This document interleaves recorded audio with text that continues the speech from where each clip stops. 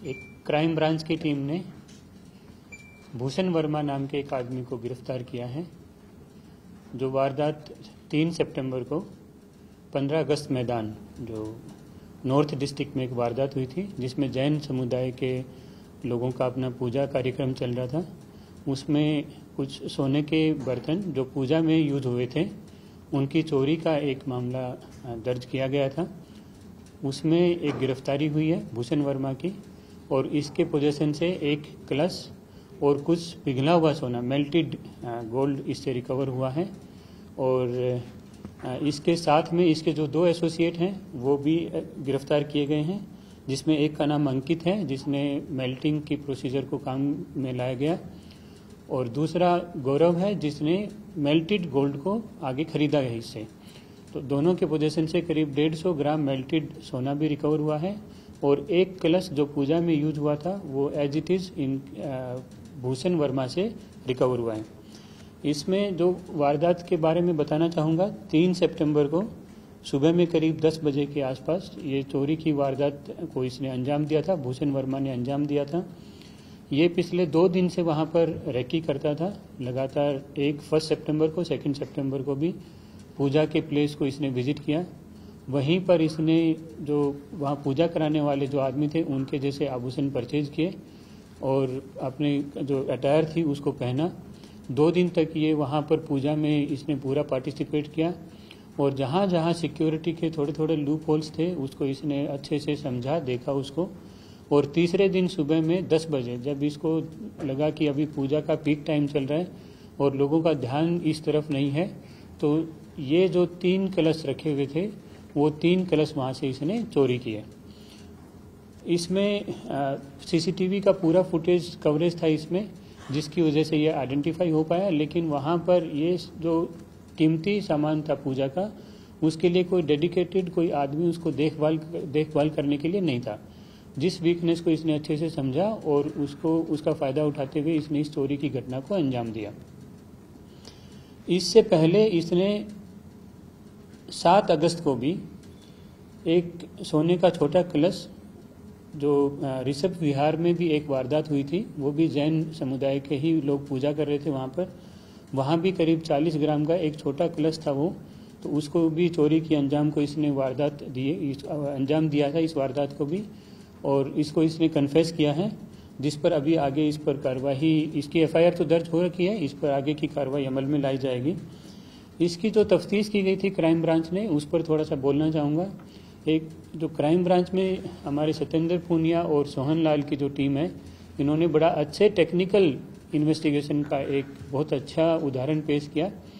इसकी जो CCTV footage में जो फोटोग्राफ आई थी, उस फोटोग्राफ को एनालाइज किया और ओपन सोर्स मीडिया में उसके फ़ोटो को डेवलप करके, और एक सी फेस एक ऐप है, उसमें सर्च करने पर इसके जो अकाउंट से डिटेल निकली थी, उसमें एक पेटीएम अकाउंट से जुड़ा हुआ इसका मोबाइल नंबर मिल गया हमारी टीम को।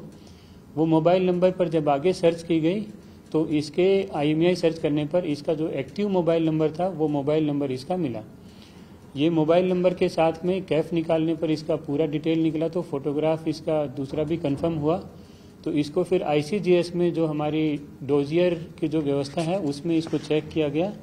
तो डोजियर में ई-प्रिजन पोर्टल पर गए तो ई-प्रिजन पोर्टल पर इसका फोटोग्राफ के साथ में और इसकी पूरे प्रीवियस इन्वॉल्वमेंट की डिटेल इसकी मिली। जब ये सारी चीज़ें कंफर्म हो गई तो इसकी मोडस ऑपरेंडी का मिलान किया गया, तो मोडस ऑपरेंडी इसकी पुरानी भी ऐसी पाई गई थी। 2016 में भी इसने BLK हॉस्पिटल में ऐसे ही एक वारदात को अंजाम दिया था, जिसमें कीमती सामान को चुराया था, और जो ऑफिसर जिसने गिरफ्तार किया था उसको ये फोटो का मिलान कराया गया, तो उस आदमी ने भी इसको कन्फेस किया कि हाँ ये वही आदमी है जो BLK हॉस्पिटल में भी चोरी को अंजाम दिया था और जिसने इस वारदात को भी अंजाम दिया है।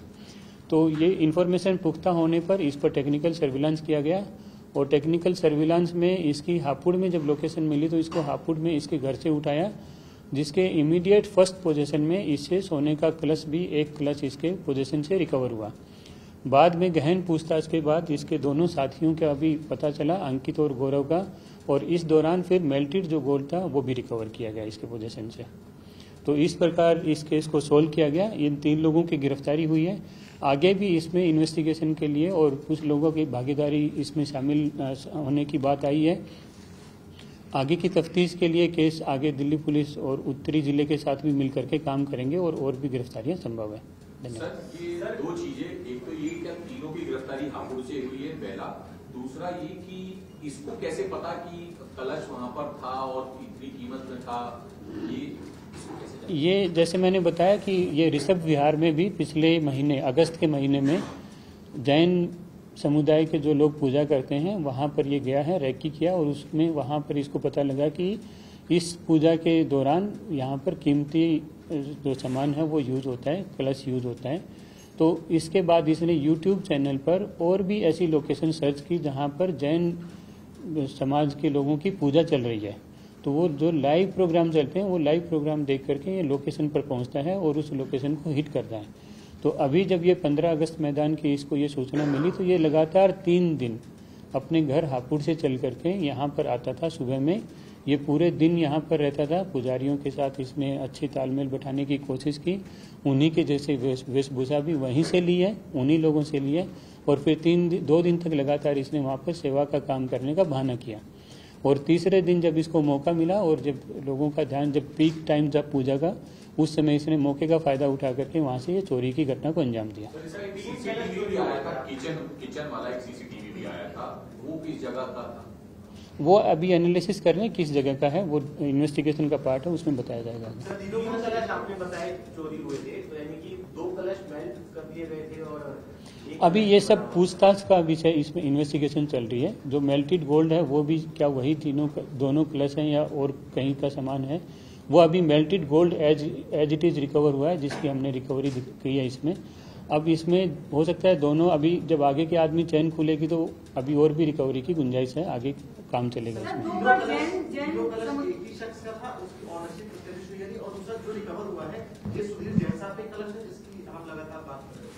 एक कलश जो रिकवर हुआ है, जो ये अभी जो 3 सितंबर को जो 15 अगस्त मैदान में जो वारदात हुई थी उसमें जो कलश था वो एक सेम कलश वैसा एकदम रिकवर हुआ है।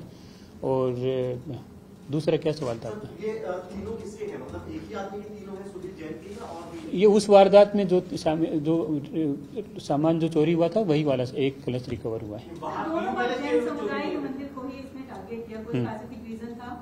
स्पेसिफिक रीजन यही था कि इसमें पूजा के दौरान कीमती सामान जो ये लोग यूज करते हैं तो उस पर इसकी नज़र थी। ऋषभ विहार में भी इसकी वही नज़र थी और यहाँ की वारदात भी इसकी वही नज़र पड़ी कि यहाँ पर भी सामान काफ़ी मात्रा में यहाँ तो सामान यूज़ कर रहे हैं। तो ये लगातार 2 दिन तक इसने बहुत अच्छे तरीके से रेकी किया, सिक्योरिटी के लूप होल्स को जानने की कोशिश करी और फिर तीसरे दिन इसका